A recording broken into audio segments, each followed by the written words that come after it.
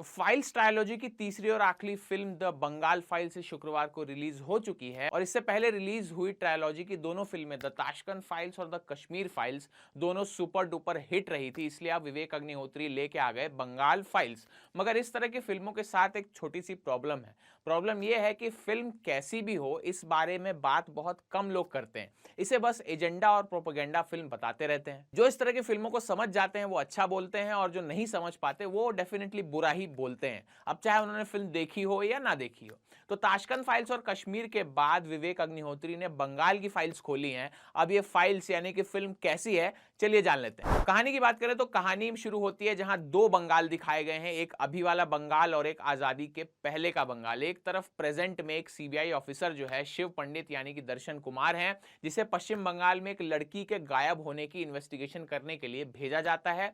अब लड़की को गायब करने का आरोप लगा है एमएलए सरदार हुसैनी यानी कि शाश्वत चैटर्जी के ऊपर। वहीं उस लड़की को गायब होते हुए सिर्फ एक महिला ने देखा है जिसका नाम है भारती यानी कि पल्लवी जोशी जी। वहीं दूसरी तरफ एक कहानी और चलती रहती है जो आजादी और भारत के विभाजन से पहले की है। ये भारती यानी पल्लवी जोशी के जवानी के दिनों की कहानी है, जहां पे उनका जवानी वाला रोल किया है सिमरत कौर ने। भारती अपने कॉलेज के एक फंक्शन में गवर्नर को गोली मार देती है। इसके बाद उसके पिता जस्टिस बैनर्जी यानी कि प्रियांशु चैटर्जी और काका राजेंद्र लाल चौधरी यानी दिवेंदु भट्टाचार्य उसे बेल दिलाकर महात्मा गांधी यानी अनुपम खेर जी के पास ले जाते हैं, उनके आश्रम में। और भारती की कहानी आगे जाकर डायरेक्ट एक्शन डे और नोआखाली दंगों जैसी भयानक घटनाओं से होकर गुजरती है। दंगों के दौरान उसे अमरजीत अरोड़ा यानी कि एकलव्य सूद बचा लेते हैं और अब दोनों कहानियां जो है एक दूसरे को कैसे जोड़ देती हैं, कैसे बंगाल में हिंदू जेनोसाइड होता है, ये सब आप तुरंत जाकर के सिनेमा घरों में देख डालिए। एक्टिंग की बात करें तो फिल्म की शुरुआत होती है दर्शन कुमार के कैरेक्टर से और दर्शन कुमार ने कमाल का काम किया है। एक सीबीआई ऑफिसर जो कश्मकश में फंस गया है कि अपने अफसरों की सुने या ईमानदारी से खुद काम कर ले, पूरी फिल्म में उनका काम बहुत बढ़िया है। कुछ एक सीन में तो वो बहुत ज्यादा इफेक्टिव लगते हैं। शाश्वत चैटर्जी के जितने भी सीन्स हैं एमएलए के रूप में, उनका काम काफी अच्छा लगा। पल्लवी जोशी ने अपने किरदार के साथ पूरी तरह से न्याय किया है। वो वन ऑफ द प्रोड्यूसर्स हैं तो ये उनका तो बनता था ये करना। पल्लवी जोशी अपनी चुप्पी से जो कमाल की एक्टिंग कर जाती हैं वो सिर्फ आप थिएटर में जाके ही ऑब्जर्व कर सकते हैं, एक्सपीरियंस कर सकते हैं।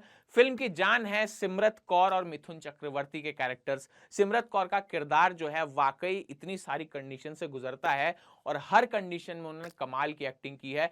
गदर 2 जैसी फिल्म के बाद इस तरह का रोल करना एक तरह से शॉकिंग भी था।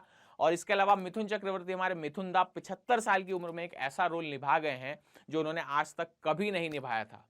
जली हुई जीभ होती है उनकी फिल्म में। जली हुई जीभ के साथ जब वो बोलते हैं तो आप उन्हें समझ ही नहीं पाते, लेकिन उनका दर्द सुनने का आपको मन कर जाता है।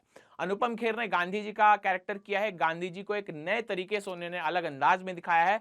उनका ये एक्सपेरिमेंट कहीं कहीं जम जाता है लेकिन कुछ जगह बहुत वीक लगता है। खैर लीक से हटके किया गया उनका एक्सपेरिमेंट अपने आप में तारीफ के काबिल हो सकता है और एक नए तरीके के गांधी जी आपको यहाँ देखने मिलेंगे। वहीं मिथुन दा के बेटे नमाशी चक्रवर्ती का भी काम बढ़िया है। एकलव्य सूद और अच्छा कर सकते थे, वो पंजाबियों वाला थोड़ा सा एक्सेंट और जोश दिखाने के चक्कर में थोड़ा अपना सीन को हल्का बना गए। बाकी इसके अलावा राजेश खेड़ा, दिवेंदु भट्टाचार्य, सौरभ दास और प्रियांशु चैटर्जी ने अपना काम बहुत बढ़िया तरीके से किया, उनसे कोई भी शिकायत नजर नहीं आती। तो फिल्म के राइटिंग और डायरेक्शन की बात कर लें तो विवेक अग्निहोत्री की राइटिंग बहुत बढ़िया है। उनकी रिसर्च पे तो आप कभी सवाल उठा ही नहीं सकते, लेकिन दिक्कत यह है कि ये रिसर्च इतनी ज्यादा विवेक साहब कर देते हैं कि वो एक फिल्म में पूरी तरह से समा नहीं पाती और इसी वजह से फिल्म जो है थोड़ी सी मुझे ऐसा लगा लंबी हो गई है।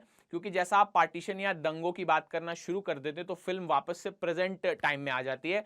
फिर जब आप प्रेजेंट टाइम से थोड़ा सा रिलेट करना शुरू करते हैं तो सिचुएशन फिर से पार्टीशन के पहले दौर में चली जाती है। तो कभी कभी आपको एज एन ऑडियंस प्रॉब्लम आएगी कि आप दोनों कहानियों से कभी कभी ऐसा लगेगा कि कनेक्शन टूट रहा है। हालांकि कनेक्ट आने में समय लगता है लेकिन आखिरी में कनेक्शन जुड़ जाता है। इसलिए ओवरऑल डायरेक्शन विवेक अग्निहोत्री साहब का बहुत बढ़िया है। म्यूजिक की बात करें फिल्म की तो म्यूजिक फिल्म का बढ़िया है। इस तरह की फिल्मों में गानों की चर्चा नहीं होती, लेकिन एक गाना खासकर जो मुझे अच्छा लगा उसमें रोहित शर्मा का जहां म्यूजिक था, किचुदिन मोने मोने करके जो बंगाली गाना आया था वो बहुत दर्दनाक और इमोशनल था और इमोशनली आप पे गहरा असर छोड़ के जाता है। तो कुल मिला के म्यूजिक में कोई कमी लगी नहीं। फिल्म के साथ म्यूजिक कनेक्ट करके चलता है और आखिरी तक फिल्म का साथ देता है। ओवरऑल फिल्म की बात करूं तो एक बहुत ज्यादा हार्ड हिटिंग फिल्म है। फिल्म के कई सीन आपको रुला भी देंगे, चौंका भी देंगे, हैरान भी कर देंगे, परेशान कर देंगे। कई सीन आप देख नहीं पाएंगे, इसलिए अगर आप थोड़े से कमजोर दिल वाले हैं तो सोच समझकर देखिएगा फिल्म। दंगों के सीन्स को जिस क्रूरता के साथ, जिस दर्दनाक तरीके से दिखाया गया है, वो आपको सोचने पे मजबूर कर देता है कि क्या वाकई ऐसा बंगाल में हुआ था। आज के बंगाल के हालात जिस तरीके के भी दिखाए गए हों, वो हैरान कर देते हैं कि आज़ादी के पहले जो दौर था वो बहुत अच्छे से क्रिएट करके दिखाया गया है।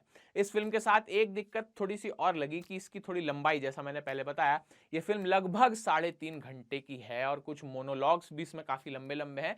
तो इस तरह की फिल्म का असर अधूरा ना रह जाए, इसलिए शायद ऐसा करना विवेक अग्निहोत्री साहब की मजबूरी हो गई होगी।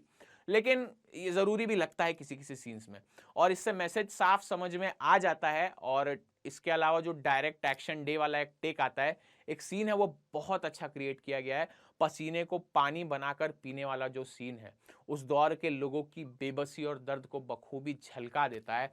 पुराने दौर से प्रेजेंट डे में जब वो जाते हैं, बहुत बढ़िया क्रिएशन किया गया है। तो अगर आप भी एक रिसर्च बेस्ड फिल्म के शौकीन हैं और इतिहास में क्या क्या हुआ ये जानना चाहते हैं, तो ये फिल्म जाके बिल्कुल देख सकते हैं। थोड़ी सी लंबी है, इसलिए पहले से बता रहा हूं कि थोड़ा पेशेंस रख के जाइएगा। आप फिल्म को एंजॉय करेंगे और फिल्म के साथ एक अलग फील महसूस करेंगे। मेरी तरफ से फिल्म को 5 में से 4 स्टार्स।